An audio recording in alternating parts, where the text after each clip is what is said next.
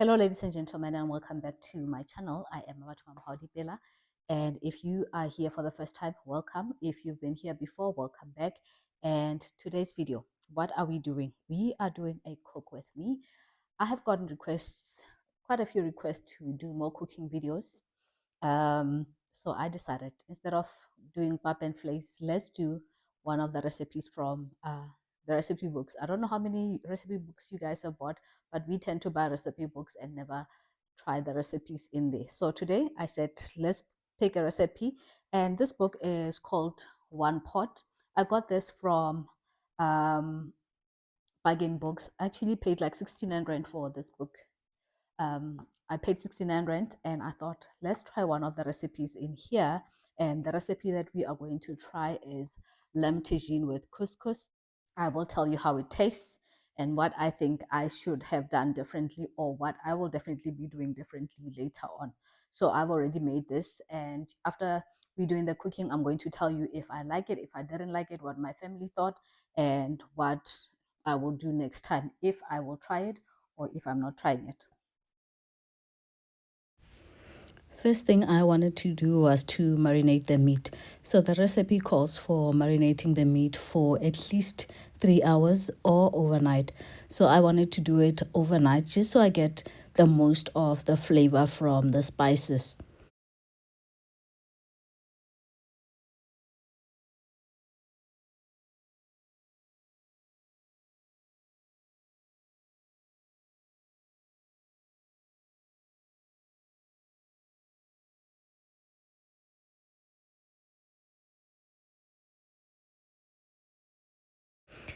The spices that I will be adding to the lamb to marinate it is the ginger, thyme, coriander, and cumin, and I will be adding 1 teaspoon of each. I will combine that with the onion that I'm currently chopping.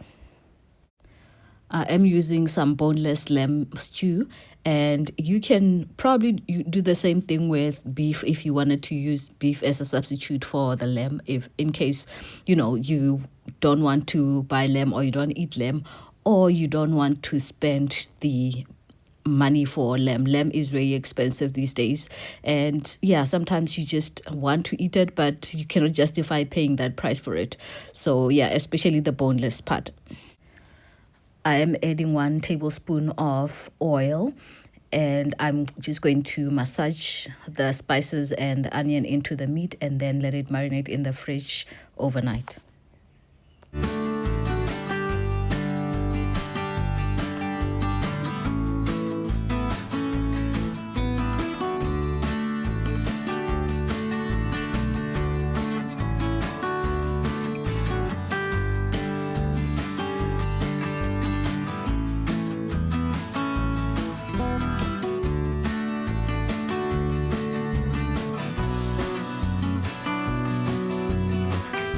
What I love about this recipe book is it gives you great ideas on meals that you can create in a short time.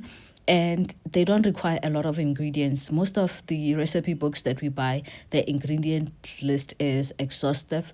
And they also use ingredients that you don't use on a regular basis. But I found that most of the recipes in this book require very regular spices and ingredients that we use on a regular basis, that you can try out all of these meals, especially if you've got a well-stocked pantry with the basic essentials that you need.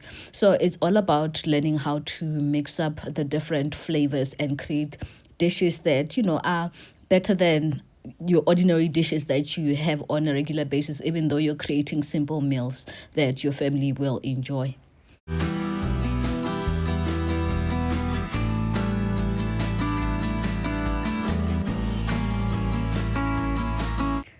So this is the next day and I am getting ready to cook the dish. So I added 1 tablespoon of flour to 1 cup of orange I will put the recipe in the description box for everyone that wants to try it for the exact measurements. So you just add a little bit of the orange juice and just mix up the flour, and then after then you can add the rest of the juice into the bowl and mix it up. And you also prepare 600 ml of chicken stock that you are also going to use when cooking the lamb.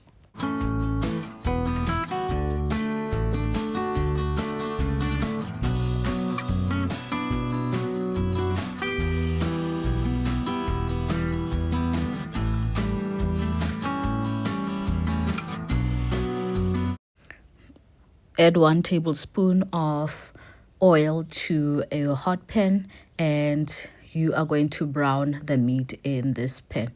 What I should have done is I should have taken out the meat probably an hour or two before cooking it, because it was cold when I tried to brown it, so it wasn't browning quite as well as I would have liked to.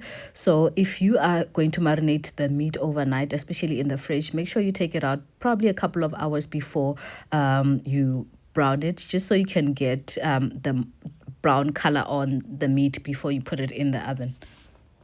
Once you have browned your meat, you are going to add the orange juice and the chicken stock and let your pot come to a boil or a gentle simmer. And then once that happens, then you can put the lid on your pot and put it in the oven. Just make sure you're using an oven-safe casserole dish or pot with this dish, and then that way it's easier. You don't have to worry about using too many pots and dishes when you cook. So I love this about my casserole pot, that I can use it on the stove and in the oven, and that way everything is just in one pot.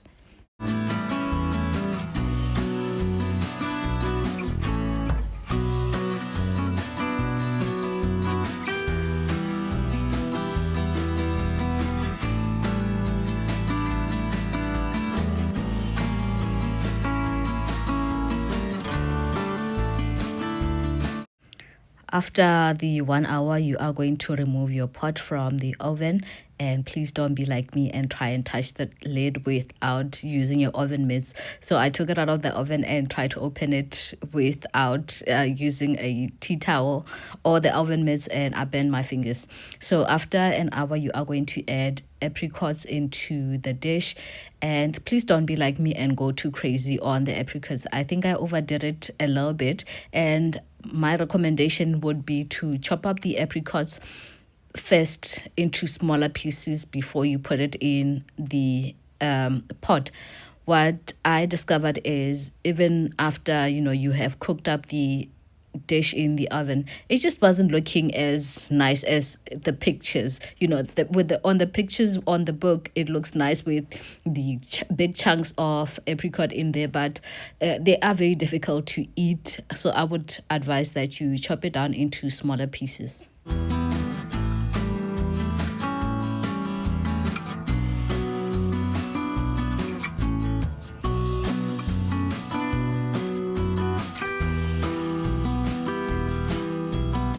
After half an hour, I took it out of the oven and I let it cook on the stove for a couple of minutes. This allowed me to be able to scrape off some of those juices that were burnt on the side of the pot, and that added a little bit more color into the stew. As you can see, the stew was looking kind of like bleached out, so to say. So when I let it simmer on the stove, some of those burnt on juices on the side of the pot were released and then added into the stew, and that kind of like made the stew look a little bit more appetizing. And I did end up removing a few of the peaches. I use peach and not apricot because I couldn't find apricot in the store. So I removed some of the peaches, and I took my kitchen scissors and chopped up the peaches into smaller pieces, and I loved how it looked.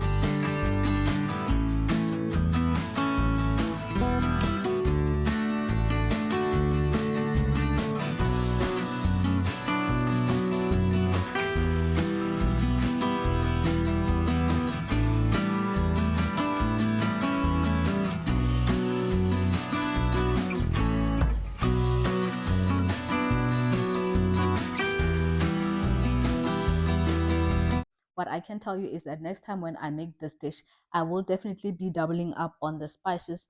Even though the flavor was so good, it had very nice balanced flavors, but I felt like the spices could have hit a little bit more. So definitely 1 teaspoon of each of the spices was not enough for my taste. My husband, on the other hand, said the flavors were just enough or good.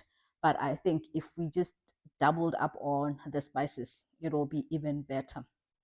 And another thing that I think I will change next time, as I had mentioned while I was doing the cooking, that when it comes to the dried apricots or peaches or whatever it is that you use, I will definitely be cutting them into smaller pieces, and I will not be adding as much as I did. I didn't even measure when I was adding the dried fruits. So if you want to add them, you can. Um, but I would kind of like have them cut into smaller pieces. That way they don't overwhelm the dish, because the dish is on the sweet side, considering that it's cooked with orange juice and also it has apricots in it. But it's not the sweetness that comes from the oranges that you get from the dish. It's actually from the apricot, because when you taste the sauce on its own, it's not as sweet. But once you start biting into the apricots and stuff, it does go on the sweeter side for me. So I will definitely be cutting down on the apricots, and I will be cutting them into smaller pieces. Other than that, I think it's an easy dish. I think it's a nice dish, something different to try, and it's very nice. And even Moha also liked it. So now, for a little bit of home maintenance, I bought this shell from, I think it's called Economy or Economy. I think it's called Economy, a few months ago, and it's been sitting in my drawer. I've been lazy or too busy to install it. It's a little bit heavy, but I wanted to replace the one in my shower because that one has seen better days, and I don't like the fact that it's open. As you can see, my soap is not on a soap dish because my soap dish fell through those openings and broke. So I just wanted to get something that has like a closed bottom, that I can have everything that I need in there and not worry about my razor falling, worrying about my soap dish falling, because sometimes I prefer to use soap more than using a shower gel or anything like that. So I want to have all of those things organized in there and not see the mess. And the fact that this bracket is closed at the bottom means that you don't have to see all that mess that builds up there, but you can have the water draining because it's got a slot at the bottom. It will drain up everything. And I also love the fact that it's got hooks on it, so all your loofahs and stuff can hang on there and not be fighting for space on the actual shelf with the other products that you use. So I love this product. I've been seeing it, and I've seen a lot of people that also buy it. It also comes in white. Some people have bought it and they use it in the kitchen for all your dishcloths and all your sponges, anything that you want to hang on it. It makes organizing your space so much easier. So I would highly recommend it, but it is quite heavy. So you do need to use anchors on your walls just so it doesn't fall down.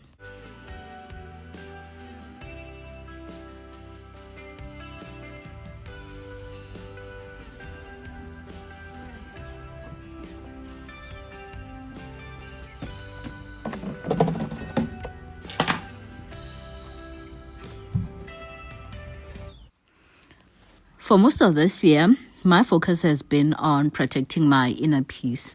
And the other day, I had a moment of reflection, just to see if I'm on the right track with my plans.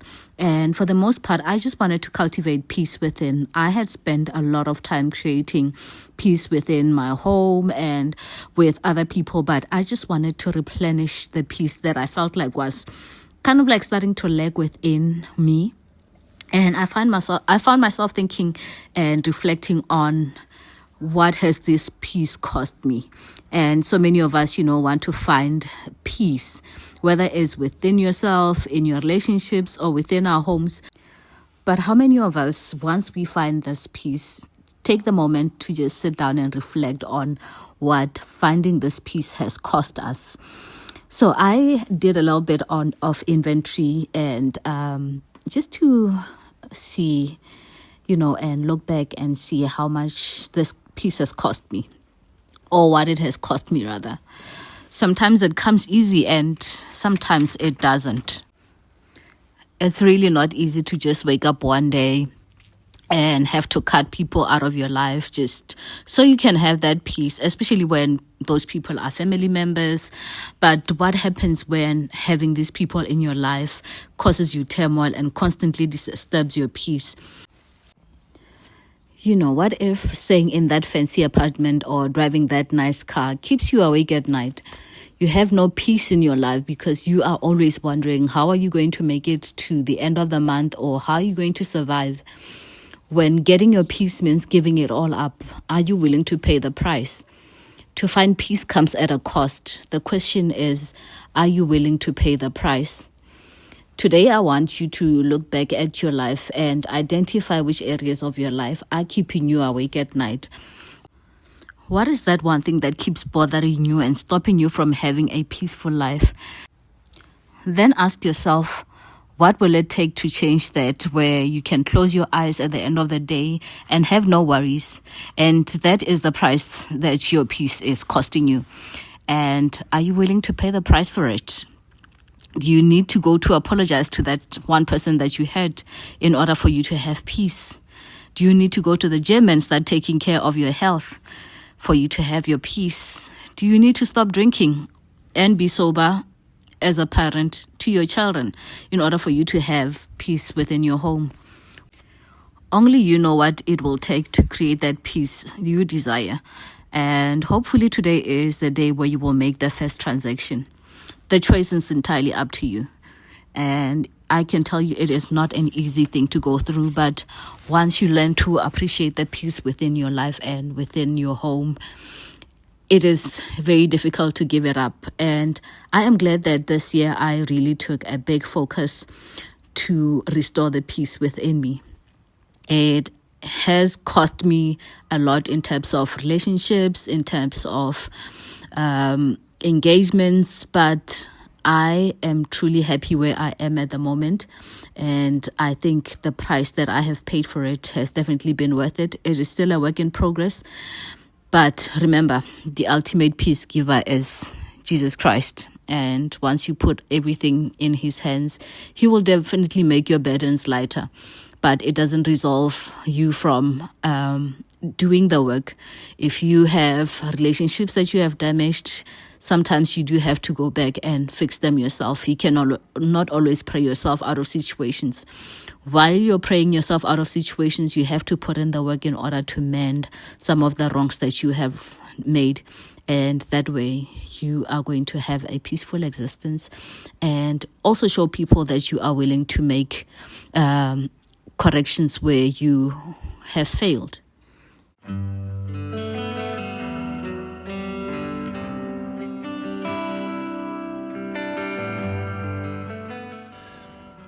The weather is getting warmer, and which means that spring is just around the corner.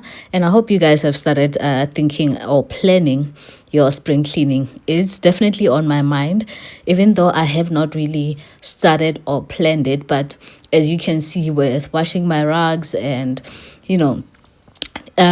doing a little bit of a deep clean here and there, I am starting to get my mind around the idea of planning my deep clean and my spring cleaning.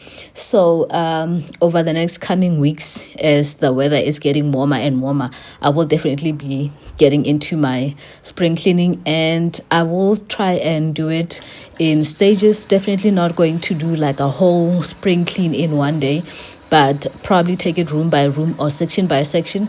The first things that will have to be taken care of definitely will be the curtains and the rugs. And what I actually did during this week, one of the days I actually went and washed all my fabric chairs in my lounge. As you have seen them, guys, when my family was here, I did try and clean them up, but I wasn't totally satisfied with how they came out. So during the week, I did actually take a little bit of time and wash them. Took literally like 30 minutes to do all the chairs and spot clean the rugs. And the one that I did spot clean will need like a deep clean, but it's not something that I have to do like immediately. And I'm glad that I've got my little machine that is helping me, and is helping a great deal.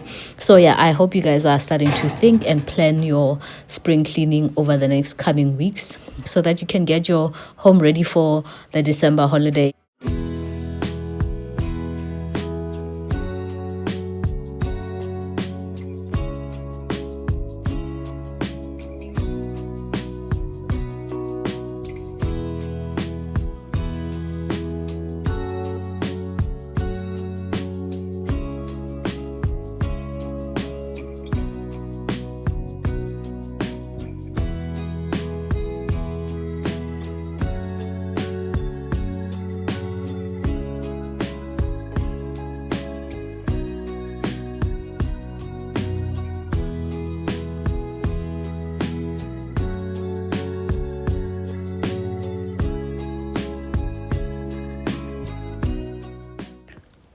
Have you guys ever tried washing the racks of your oven inside the oven instead of doing it in the sink?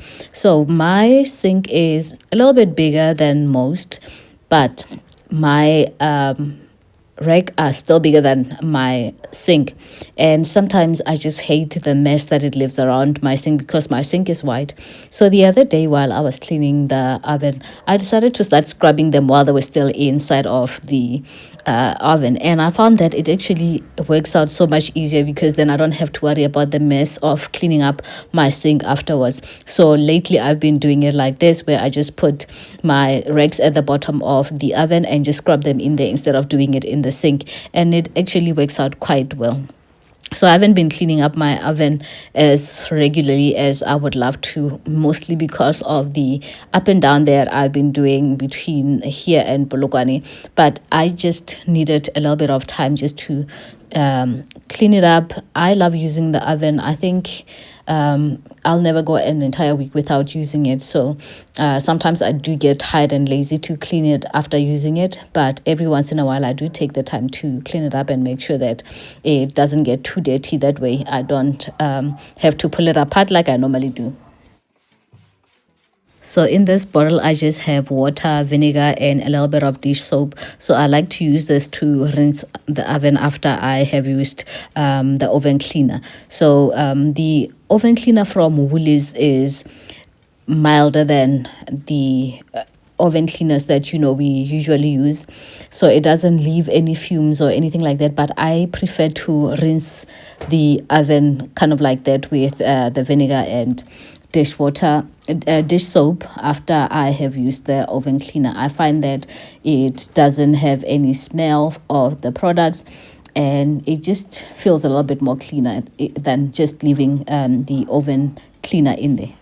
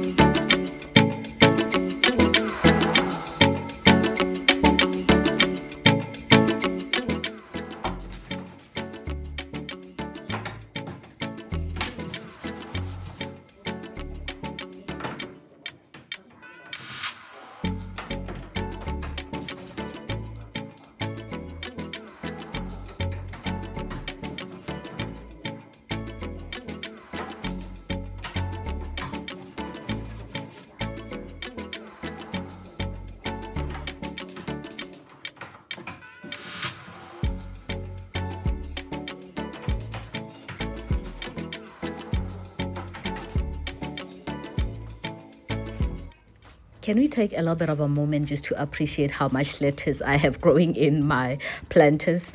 I have been looking at it and not sure whether it's ready for harvest or not. And you know what? I just decided let's start having salads now because it looks like it is ready for picking. And what is kind of funny is I felt bad picking it because now it's like, okay, what is going to happen once I start picking, as if it's going to die once I start picking it. But I think at this point I will have to start having salad with each and every single meal, and I might have to start giving away some just so it doesn't go to waste. But I'm truly proud of having grown lettuce for the first time successfully in my home. And also the spinach, I must say, is looking quite good. And my husband actually did say after I made the salad that it actually tasted good and a lot fresher and more flavorful than salad that I normally make with store-bought lettuce. I know maybe he might have just been nice to me, but I will say as well that I felt the spinach was the lettuce was actually tasting much fresher, and the parsley is just growing so quickly. I cut it quite regularly, but it just keeps on giving, and now I will have to start freezing some of it just so I can have some fresh parsley from the freezer when I need it. I don't know for how long this is going to continue, but for now I am actually enjoying having fresh parsley in my food. Tiny, tiny, tiny. Yep. Whoa, I like how you cook, Mommy. Yeah. Thank you. I'm looking into how you cook. Whoa. But it was just really beautiful, Mama. Thank you. You're welcome. Let me see the spaghetti. I like the mama you just made. Which one? This one. Okay. And this spaghetti. Are you gonna finish it? Mm-hmm. It's my noodles. Mommy, there's the choice. What choice? The other one you bought the other day. I'm making creamy mushroom pasta with lamb meatballs. This is one of those easy meals that you can make on a day when you don't feel like slaving in front of the stove. Funny thing about the parsley is that I never used to think that parsley has that much flavor, but lately since I've been eating fresh parsley straight from the garden, it adds so much flavor into the food. I am enjoying adding it in all of the dishes. I think right now at this point I will say that I am a little bit obsessed with the parsley, but what choice do I have when you are growing this much parsley in your garden?